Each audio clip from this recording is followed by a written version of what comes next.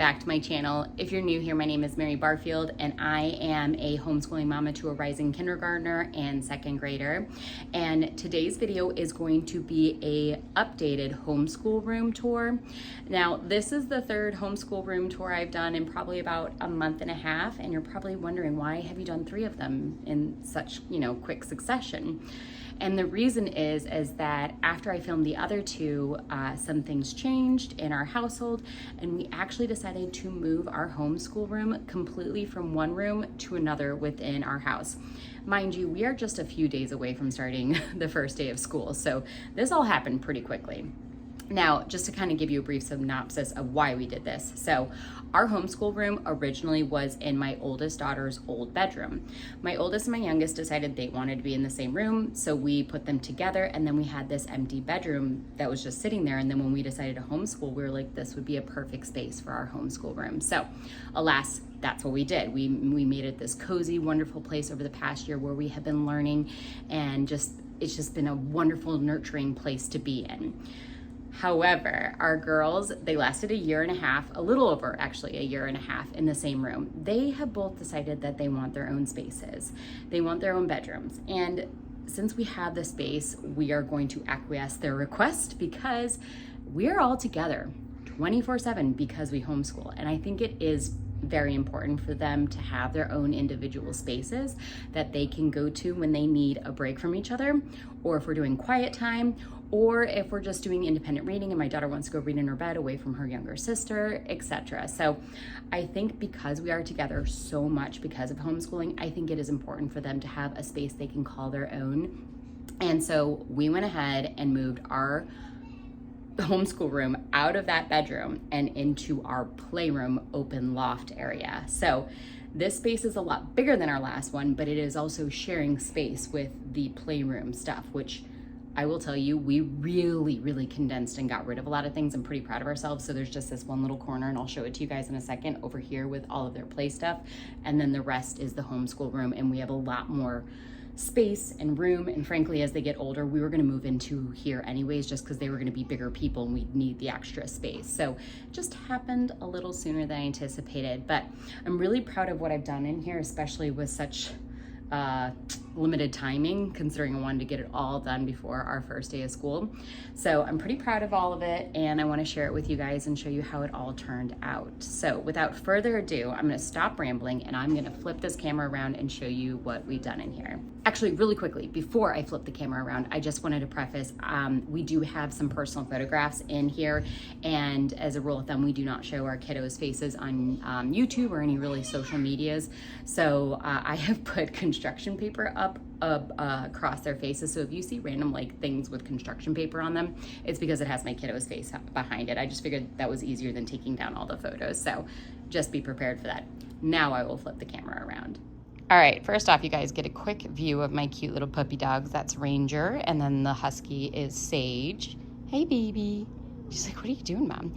So you can see this is the top of our stairs. I'm gonna do a quick pan overview highlight of what everything is, and then I will go into more detail about certain sections of the room.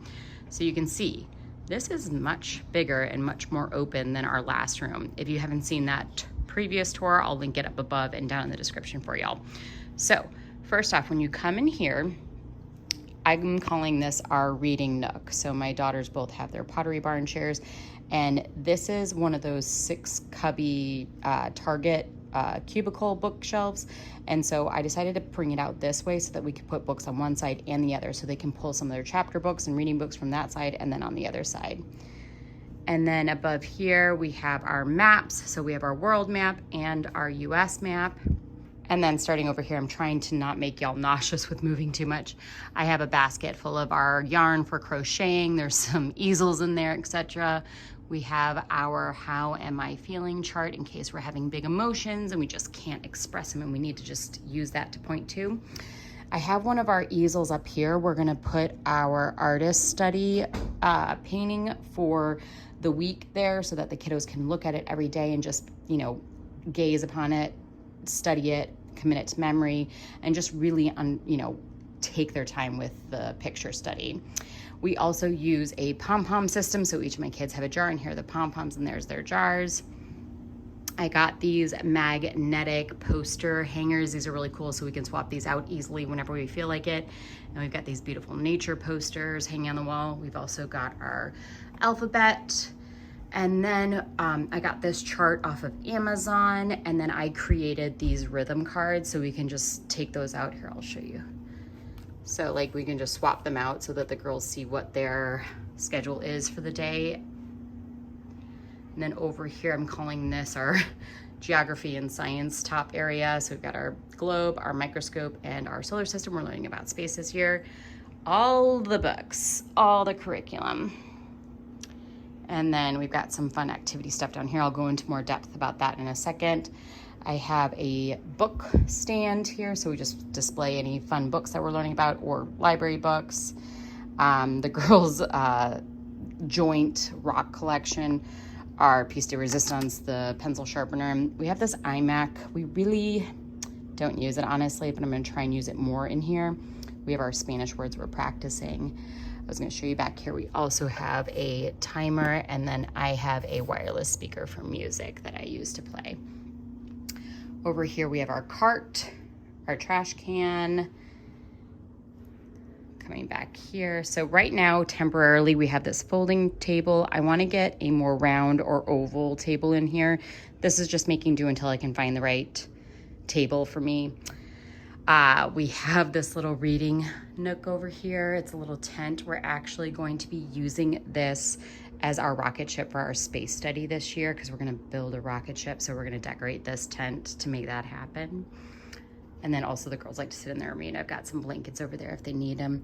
And then if you take a look over here to the left, this is all of the stuff from our playroom that I was able to condense in this one corner. I am pretty darn proud of myself because this whole room was taken up by all their play stuff, if you can imagine. Barbies, lots of, you know, babies, there's games in that. Their play kitchen, they love their play kitchen, so we could never get rid of that. But I feel like we did pretty good condensing it all into that one little corner.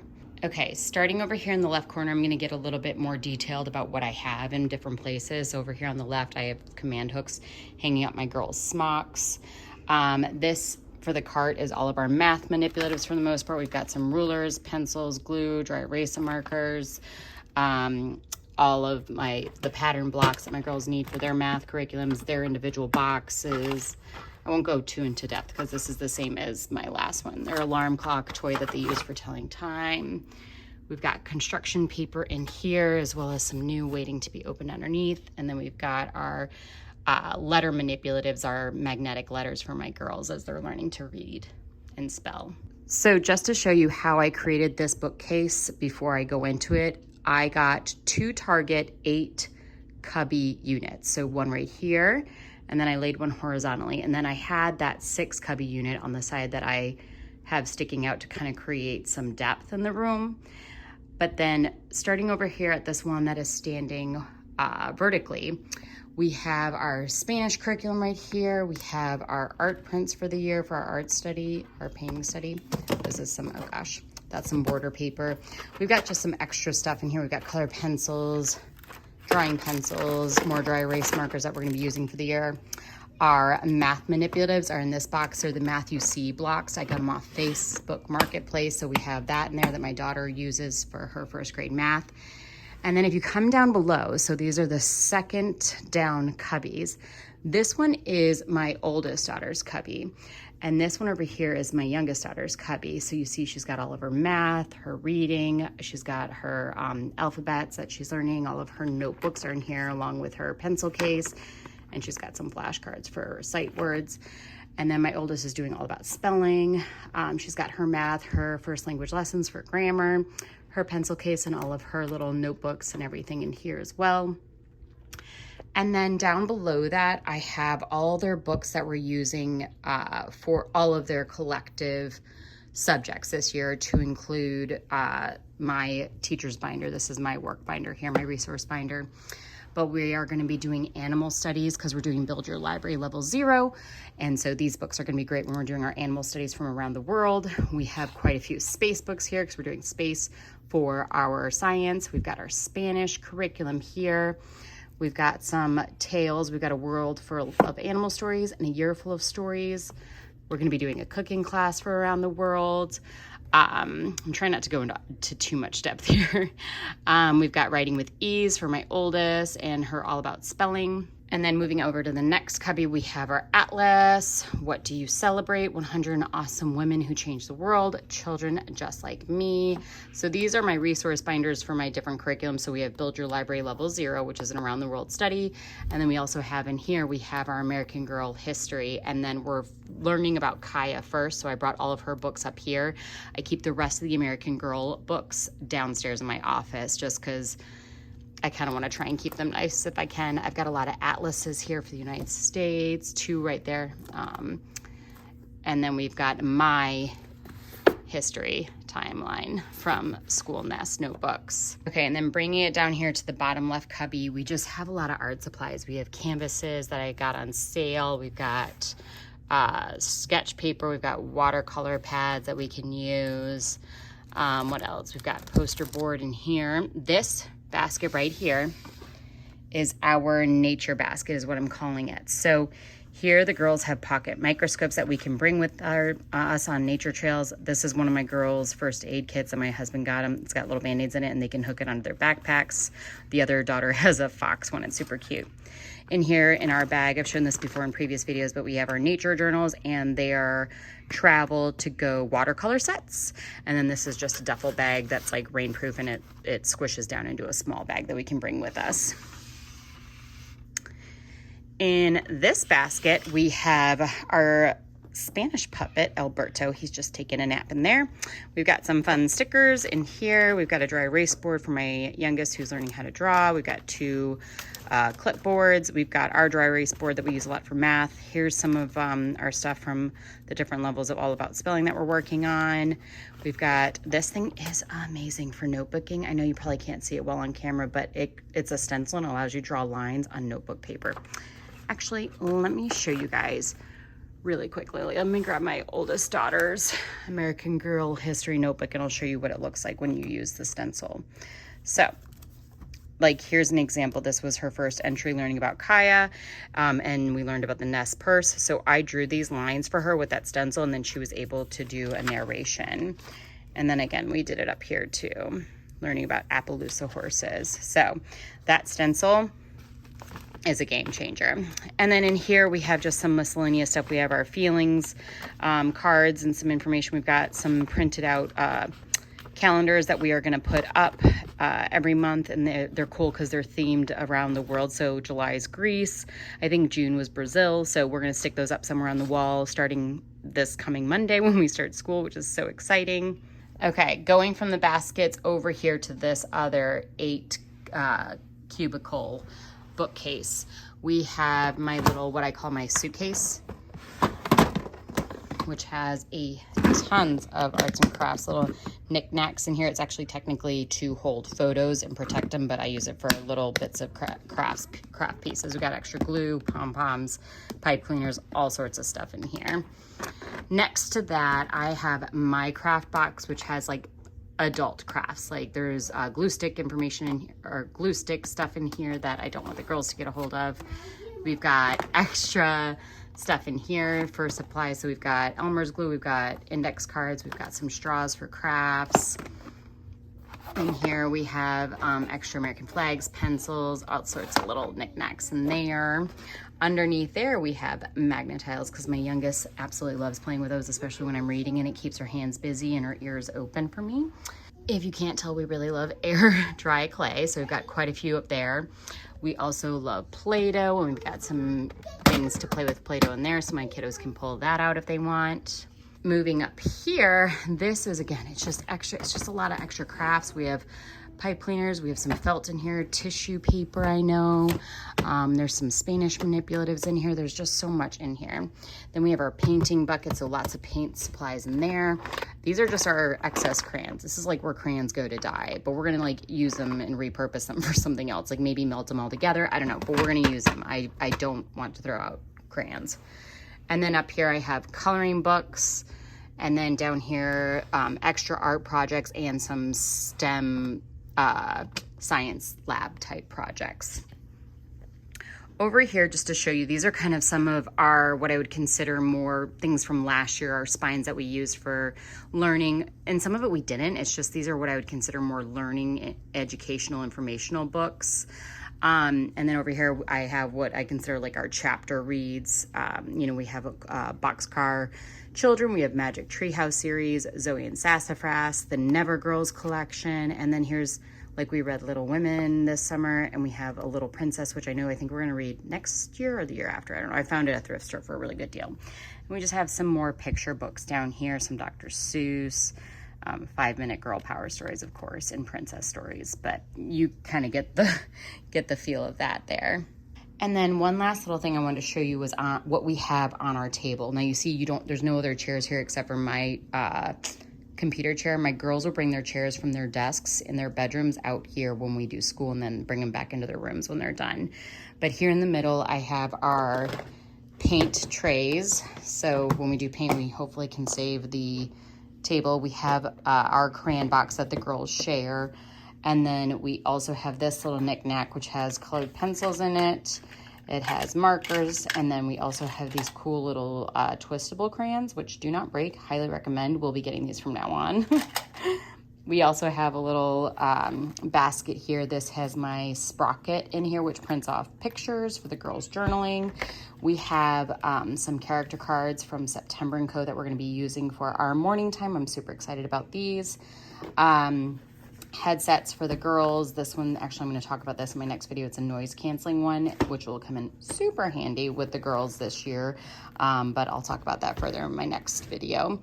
And then under here, we have what I call our narration box. So my oldest made these last year in first grade, narration storytelling stones. So it's just kind of, she painted these and I wrote on them, but it reminds her, okay, after that, it kind of jars her to keep talking. So like the first one she was due is, first this happened, then that, happened, and then last, this one's an avocado. How cute is that? And then also another way that we do narration is I found these at the Dollar Tree. They just have all these little cute, like little, I don't know what you'd call these, figurines, right? And a lot of them are nature-based, which is great because we do a lot of nature reading and stuff, but she can use these to tell her story if she wants. I even let my youngest, she loves narrating, and she's 4, almost 5, but she likes narrating if she can use these. And then the girls last year when we read The 3 Little Pigs made their own versions of The 3 Little Pigs and the Wolf. So they can use those for storytelling. There's little gnomes in here, or sometimes they just get out their Barbies and that's how they narrate the story back to me. I don't care. I think any way that works for them, I think is great. So that's what we've got in there. And last but not least, 2 things I want to share that I put on the walls. I have this little board right here. It says, look what I did. And it's got little clips underneath it. We hang our artwork there. And then up here, we have our modern mid-century, I don't know what you call it, styled clock. I think it's good to have this kind of clock up there because that's the kind they'll see a lot if it's not digital out in the real world. They're not going to see a clock with a lot of hash marks around it. So if they can figure out how to tell time with this clock, I think they'll be able to tell time with any clock out in the real world. All right, guys, I hope you enjoyed that video. I hope you enjoyed the tour of our room. I feel like even though I just put it all together only a few days ago, I feel pretty at home with it. I'm sure things will evolve as we live in this space and work in this space. Like I said, it's gonna take us a little bit to get used to working in this space and learning and living in it. So I'm sure we'll kind of fine tune it and move things around as needed and everything. But I think I've done a pretty good job to start with, and I'm pretty proud of how it's turned out. If you guys like this video, give it a thumbs up. If you are new to my channel, hit that subscribe button. We'd love to have you stick around. Follow us along on our homeschooling journey, and I'll see you guys in my next video. Bye.